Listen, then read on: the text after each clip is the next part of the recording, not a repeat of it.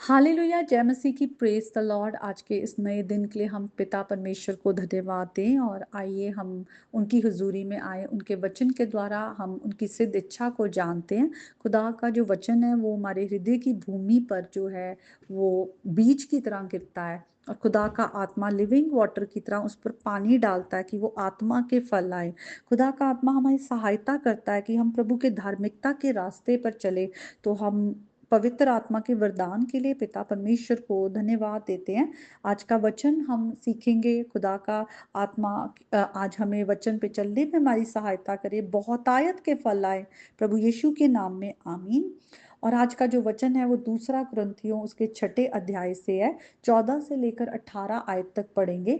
और यहाँ पे अपोस्टल पॉल जो है कुरिन्थ की चर्च को वो लिख रहे हैं कि हमें मसीह जीवन जो है किस तरह से चलना है, क्योंकि हम आज प्रभु यीशु मसीह के सहकर्मी हैं और हमें प्रभु के जो अनुग्रह हम पर आया है उसे हमें वेन में नहीं जाने देना। हमें प्रभु के अनुग्रह को उसको उसकी वैल्यू करनी है और उसको हम व्यर्थ ना जाने दे। तो वो कहते हैं कि हमें अविश्वासियों के साथ असमान जुए में हम ना जूते, क्योंकि धार्मिकता और अधर्म का क्या मेलजोल, या ज्योति और अंधकार की क्या संगति, मसीह का बलियाल के साथ क्या लगाव, या विश्वासी के साथ अविश्वासी का क्या नाता, मूर्तों के साथ परमेश्वर के मंदिर का क्या संबंध, क्योंकि हम तो जीते परमेश्वर के मंदिर है। जैसे परमेश्वर ने कहा, मैं उनमें बसूंगा और उनमें चला फिरा करूंगा और मैं उनका परमेश्वर होऊंगा, वे मेरे लोग होंगे। इसलिए प्रभु कहता है कि उनके बीच में से निकलो और अलग रहो और अशुद्ध वस्तुओं को मत छुओ, तो मैं तुम्हें ग्रहण करूंगा और तुम्हारा पिता होऊंगा और तुम मेरे बेटे और बेटियां होंगे। ये सर्वशक्तिमान प्रभु परमेश्वर का वचन है। इस वचन के पढ़े सुने जाने पर प्रभु हमें आशीष दे, आमीन।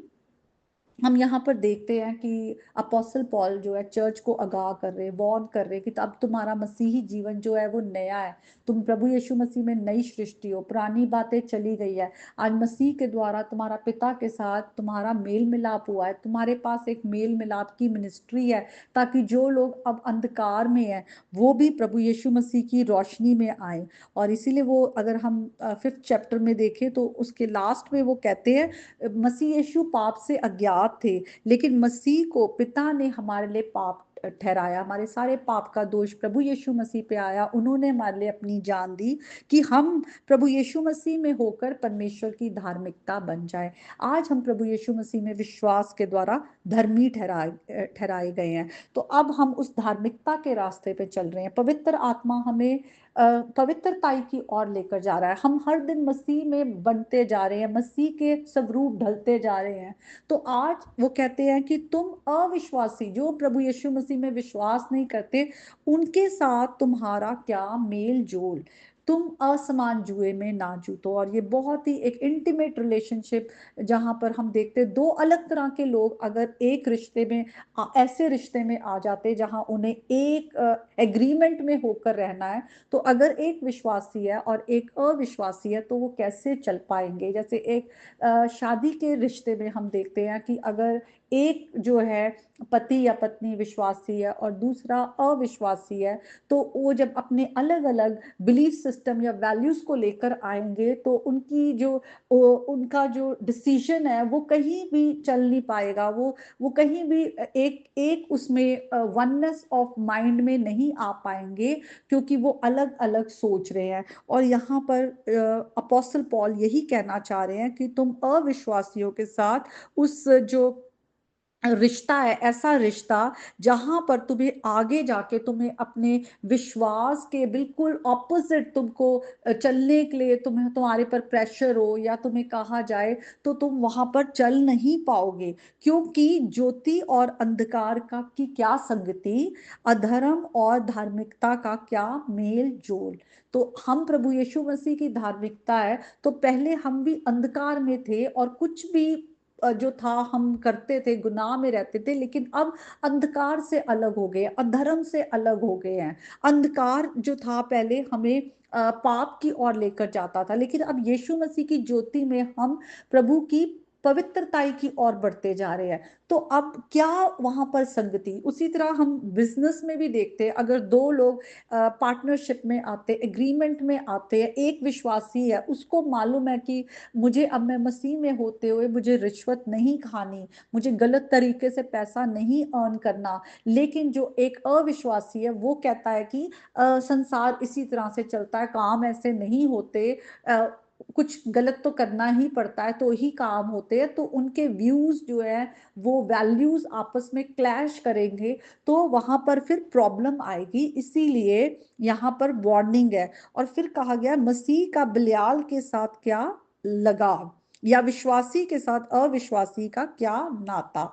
तो यीशु मसीह ने भी कहा कि तुम दो स्वामी की सेवा नहीं कर सकते, या तो तुम मसीह की ओर हो या तुम अंधकार शैतान की ओर हो। और इसीलिए पहला कुरिन्थियों में पौल भी लिखते हैं इस बात को, अगर हम उसके 10वें अध्याय में देखें कि तुम प्रभु की मेज से और दुष्ट आत्माओं की मेज से एक साथ तुम सहभागी नहीं हो सकते।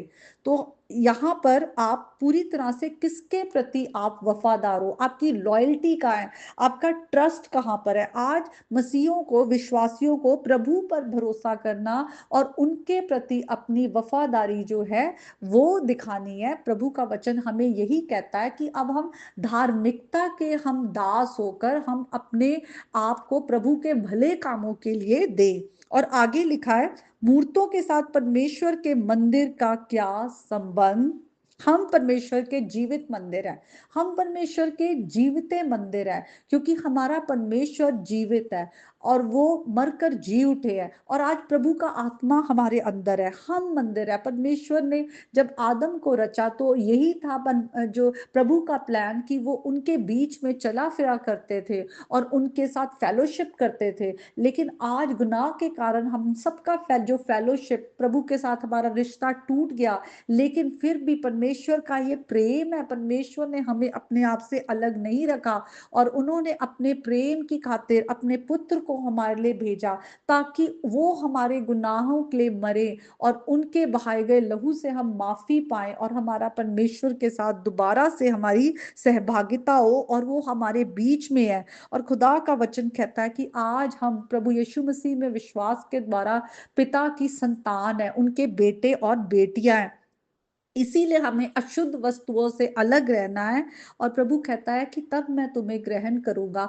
आज अगर हमारे जीवन में किसी भी तरह से हम गलत तरीके से चल रहे हैं, या आज प्रभु में होते हुए भी हम पाप में जीते हैं, तो हम होली स्पिरिट को ग्रीव करते हैं, शोकित करते हैं खुदा के आत्मा को। आज बहुत से, कई बार मैंने देखा है जो प्रभु में विश्वासी भी हैं, वो कहीं भी चले जाते हैं, वो कहीं भी जाके किसी के भी आगे जो है मूर्तियों के आगे झुकते हैं, या नहीं भी झुकते तो वो संगति में जाकर बैठते हैं, और वो कहते हैं हमारे दिल में तो प्रभु यीशु मसीह है। अगर आज आपके दिल में प्रभु यीशु मसीह है, तो आपको अपनी पूरी लॉयल्टी जो है, वफादारी प्रभु यीशु मसीह के प्रति दिखानी है। तो अगर आपको, जैसे यहाँ पर वचन में लिखा है कि तुम असमान जुए में ना जूतो, जब हम अलग तरह की संगति में जाकर उन उन बातों में भागीदार होते हैं, तो कहीं ना कहीं वो बातें हमारे जीवन पर असर करती है। इसीलिए हमें खुदा के वचन को पढ़ना है। और यहाँ पर ये भी मैं कहना चाहूंगी कि खुदा का वचन हमें ये नहीं कहता कि हम लोगों के साथ बिल्कुल ही एसोसिएट ना करें, क्योंकि हमें इसीलिए बुलाया गया कि हम संसार में जाके उनके प्रभु की ज्योति बने, उनको भी प्रभु के प्रेम के पास लेकर आए। यहाँ पर खुदा का वचन हमें कहता है कि हम उन पुरानी बातों में जिनमें हम थे, जो बातें हमें परमेश्वर से दूर करती थी, जो अंधकार की थी, अधर्म की थी, पाप की थी, उनमें हम सहभागी ना हो, अंधकार के कामों में हम सहभागी ना हो। क्योंकि खुदा का वचन हमें कहता है कि जो बुरी संगति है वो अच्छे चाल चलन को भी खराब करती है। तो आज खुदा का वचन हमारे पास आया है, खुदा का वचन हमारे को बदले, खुदा का आत्मा हमारी सहायता करे कि हम हर दिन प्रभु यीशु मसीह जैसे बनते जाए, प्रभु के प्रेम से भरकर हम प्रभु को सबसे ज्यादा अपने हृदय से प्रेम करें, और हम दूसरों को प्रभु जैसा प्रेम करें, और प्रभु की रोशनी की ओर हम उनको भी डायरेक्ट करें। तो आज के इस वचन के द्वारा प्रभु आप सबको बहुत आशीष दे, प्रभु यीशु मसीह के नाम में आमीन। May God bless you all.